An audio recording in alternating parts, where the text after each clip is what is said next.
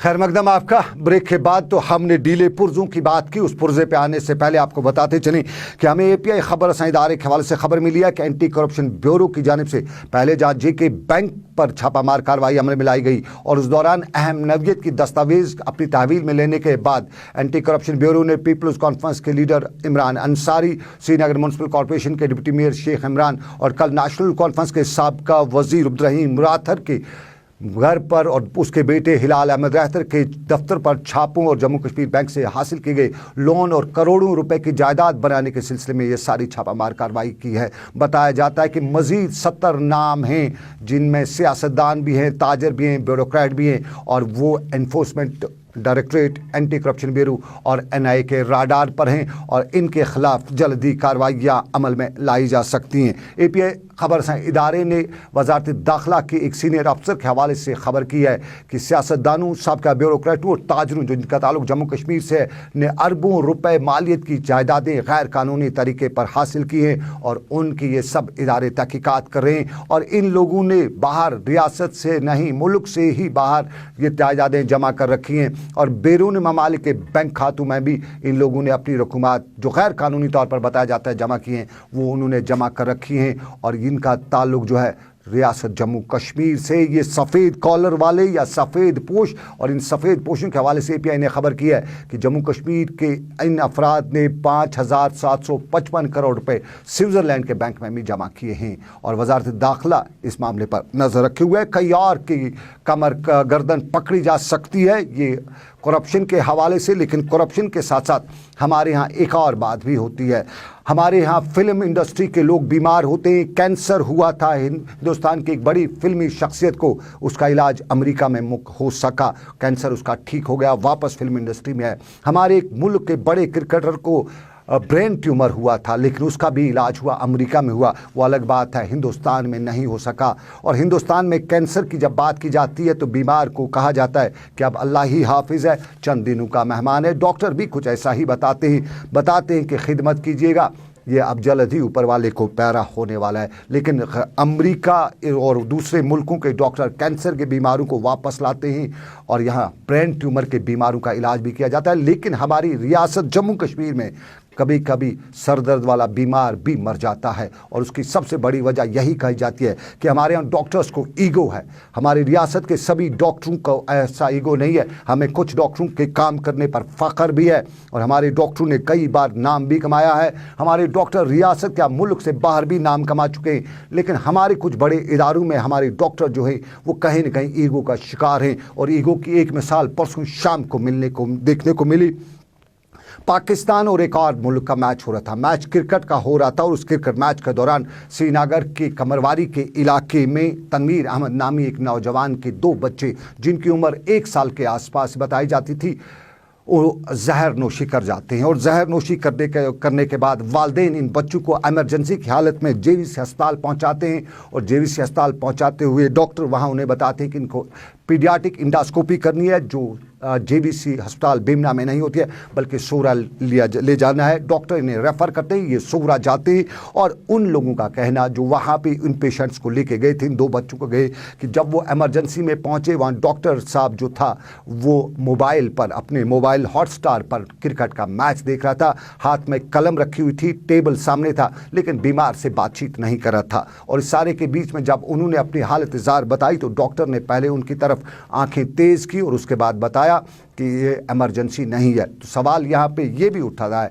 कि इमरजेंसी कैसे पता चलेगा कि इमरजेंसी क्या होती है, ये डॉक्टर कैसे आइडेंटिफाई करता है बिना देखे ही, बिना मामला के। और उसके बाद उसको बताया गया कि वो वार्ड नंबर 3 में चले जाएं, वहाँ उन्हें डॉक्टर देखेंगे। और वार्ड नंबर 3 में वहाँ के इन लोगों का इल्ज़ाम है जो उनके साथ अटेंडेंट थे, उनका इल्ज़ाम है कि वार्ड नंबर 3 में उन्हें डॉक्टर ने बताया कि ये तो इमरजेंसी केस है, इमरजेंसी में वापस ले जाइए। और जब इमरजेंसी में वापस लिया जाता है तो वहाँ डॉक्टर ने बताया कि ये तो मामला जेवीसी का है, वहाँ डॉक्टर निकम्मे हैं, उन्होंने रेफ़र क्यों किया। ये इल्ज़ाम है, हम इसके न शाहिद हैं ना हमें पता है, हमें बताया गया है।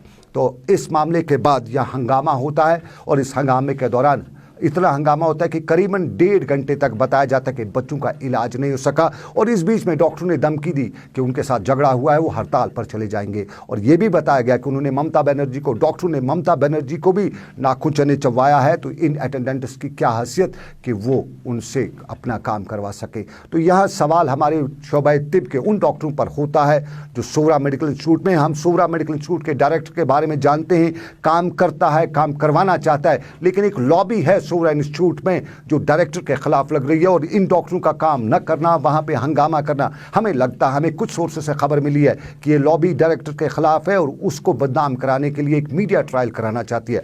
हम ये मीडिया ट्रायल नहीं करें, बल्कि हम अरबाब इक़्तिदार तक पहुंचाना चाहते हैं। जो उन लोगों ने, जो उन अटेंडेंट्स ने हमें बताया कि वहां अगर उन्हें सच्चाई ढूंढनी है, अगर मेडिकल इंस्टीट्यूट के पीआरओ की तरफ से हमें इसका वापस जवाब भी आया है, उनने इल्ज़ामात को बेबुनियाद करार दिया है और बताया कि वहाँ के डॉक्टर तिब्बी शोबे से जितने भी वाबस्ता अफराद हैं वो अपने फ़राइज़ खुश असलूबी के साथ अंजाम दे रहे हैं। ये क्लेम किया है बोर्ड ऑफ श्रीनगर के स्कम्स के पीआरओ ने। लेकिन एक बात ज़रूर इन अटेंडेंट्स ने, उन लोगों ने हमें बताई कि वहाँ बाज़ाब्ता तौर पर सीसीटीवी कैमराज लगे हैं, तो डायरेक्टर और वहाँ के अहदेदार देखें कि क्या कुछ हो रहा था उस सीसीटीवी में, देखें। अगर वो गलत हुए, आज वो हमारे पास आए थे, उनका इल्ज़ाम था कि अगर वो गलत थे तो वो हकदार है सज़ा के, और अगर डॉक्टर गलत था, और इस डॉक्टर के बारे में वहाँ कुछ लोगों ने ये भी बताया कि उसके बार बार के पंगे, कई बार इस तरह के पंगे हो चुके हैं। और यहाँ पुलिस ने कल के मामले पर एफआईआर भी दर्ज की है। ये वो मामला है जिस पर आंख बंद नहीं की जा सकती है, कान बंद नहीं किए जा सकते हैं। कल के मामले पर एफआईआर की तस्दीक हमें सोवरा पुलिस थाने ने भी की है। लेकिन तनवीर का क्या कहना था, वाक़ा क्या हुआ, हम आपको दिखाते हैं। सर ऐसा हुआ था कि 26 को मेरे ट्विन बेबी हैं, उन्होंने कुछ पॉइजनस सब्सटेंस खा लिया था। ये 5 बजे की बात है। हम जेवीसी लेके गए उनको, तो जेवीसी में डॉक्टर ने देखते ही बताया कि ये कुछ ऐसा है कि स्टोमिक वॉश इनका करना पड़ेगा, यहाँ पे हमारे पास वो प्रॉपर इक्विपमेंट नहीं है, आप इनको स्किम्स ले जाएं। जो हम स्किम्स पहुँचे, स्किम्स हम कोई 6:15 साढ़े 6 के करीब पहुँचते हैं। तो स्किम्स में जो डॉक्टर इमरजेंसी में बैठा हुआ है वो हॉटस्टार पे पाकिस्तान का मैच देख रहा था। दूसरा ड्रीम 11 पे अपना स्कोर चेक कर रहा मेरे प्लेयर ने कितना क्या किया। तो हमने इनको बोला हमें पहले इमरजेंसी है, पहले हमारे बच्चे को अटेंड कीजिए। एक बच्चे के मुंह से जाग निकल रही है, वो मरने की कगार पे था। दूसरा बच्चा थोड़ा सा तब भी अभी रो ही रहा था, एक तो बेहोश था।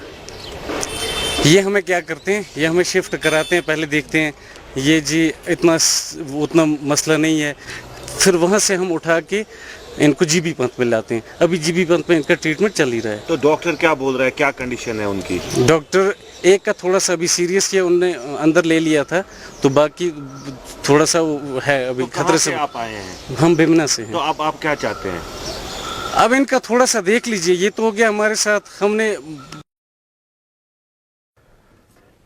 श्रीनगर के सिकम्स पर सवाल अथॉरिटीज़ पर नहीं, हम डॉक्टर पर सवाल उठा रहे जिन्होंने हड़ताल की धमकी वहाँ दी, जिन्होंने कुछ वक्त के लिए हड़ताल पे भी चले गए और उस दौरान कई पेशेंट का इलाज नहीं किया गया। तनवीर को भी अपने 2 बच्चे जो है इलाज के बगैर श्रीनगर के जीबी पंथ ले जाने पड़े। जहर खाया हुआ था और करीबन उसका कहना है कि 2 घंटे तक उसका इलाज नहीं हुआ। और इस 2 घंटे के दौरान अगर उस बच्चे के कुछ होता तो उसका जिम्मेदार कौन था? ये हमारे सिस्टम का एक ढीला पुर्जा, और उस ढीले पुर्जे पर हम सवाल नहीं उठा रहे, बल्कि हम अरबाब इक़्तिदार को बता रहे हैं कि क्या ऐसे डॉक्टर, ये कौन से डॉक्टर हैं, क्या वो किसी बड़े प्राइवेट इदारे से पढ़ के आए हैं, डोनेशन दे के आए हैं, और अब वो उस डोनेशन का अजाब जो है वो कश्मीरी कौम पे मुसल्लत करना चाहते हैं, या किसी बड़े बाप के बेटे हैं? क्योंकि अक्सर बड़े बाप के बेटों की इस तरह की हरकतें होती हैं, क्योंकि शोबा तिब डॉक्टर को खुदा के बाद दर्जा दिया जाता है आमतौर पे। लेकिन हमारे यहाँ डॉक्टर जो है वो किस तरह का इलाज करता है। बड़े डॉक्टर हमारे हैं जिनका नाम है और उनके नाम से कश्मीर का नाम भी रोशन हुआ, लेकिन हमारे इसमें कुछ काली बेड़े ज़रूर हो सकती हैं,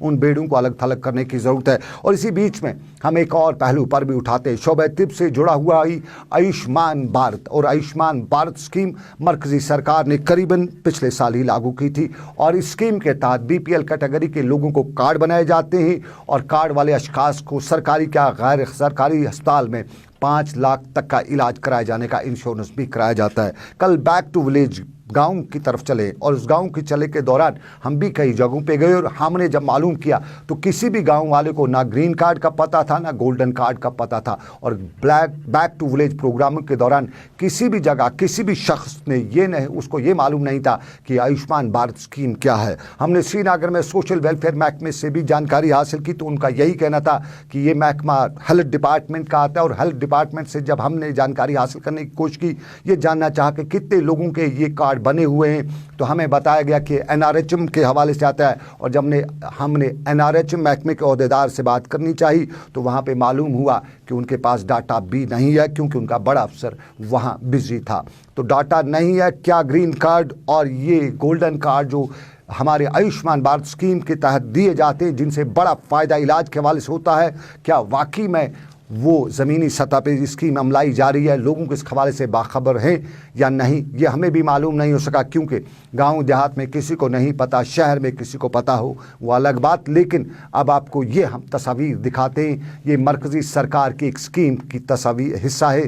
ये तस्वीर उसी स्कीम का हिस्सा है और ये उन लोगों के लिए सामान था जो जिस्मानी तौर पर मोहताज थे।